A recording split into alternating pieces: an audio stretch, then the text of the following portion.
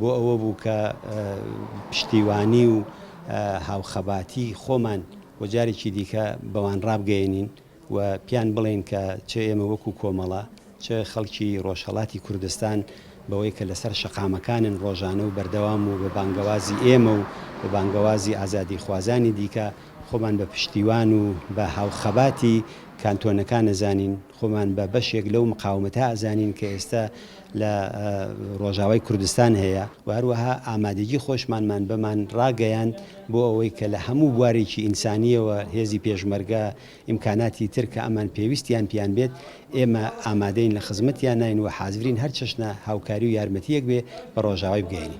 ڕۆژاوا دنیای بەسەر دوو بەرەدا دابەش کردووە، بەرەی ئازادی خواز و پێشکەوت و خواز لەگەڵ بەرەی کۆنەپەرست و دژی ئینسان. بەرەی کۆنەپەرست ئەو بەرەیە کە ئەمڕۆکە داعش تاکوونی دوێنێکە شەڕی بۆ کرد هاتن لەوێ شکستیان خوارد لە کوبانی، کلیلی شکستی ئەوان لێدرا لە شوێنەکانی دیکەدا لە ڕەقە لە هەموو ئەوە لە دەستی شەڕوانە ئازادی خواز و تێکۆشەرەکان کرا.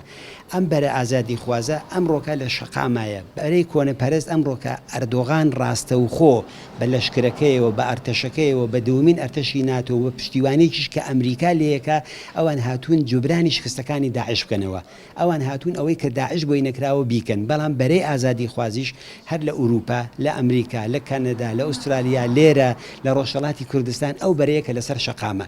بۆیە ئەمڕۆ دنیا بەسەر ئەم دوو بەرەدا دابەش بووە. دەستخۆشی ژوێ پشتگیریەدا و سپاسیەکی ژدل و پراتیکێدا پێکتێن ji بۆی سەرکەفتن.